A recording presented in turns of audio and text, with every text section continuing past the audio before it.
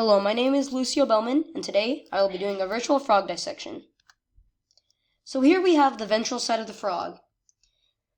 This is the side of the frog that we will be cutting into and opening to study the functions and the structures and their functions that the frog needs to live. And also the ventral side is used for camouflage while swimming in a pond so that the predators won't see them.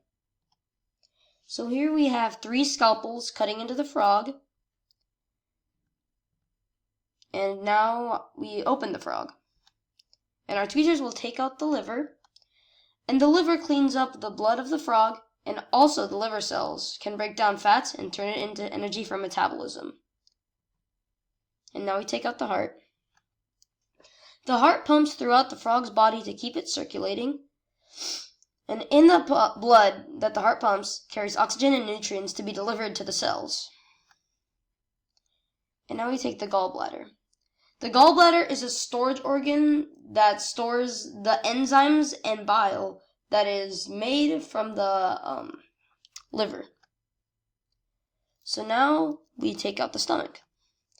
And the stomach physically churns food. And it is the first stage of digestion.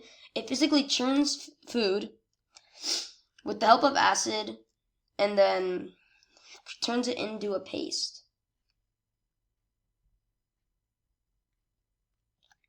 And now we have the small intestine. The small intestine's main function is to absorb minerals and nutrients from the food, and it also finishes up the digestion process. So now we take out the fat bodies. And the fat body is basically just for storing fat for the frog. And the spleen recycles old red blood cells. And now we are taking out the large intestine, which receives undigested food from the small intestine and recycles water that is used in digestion. And now we are taking out the lungs. And the lungs, much like human lungs,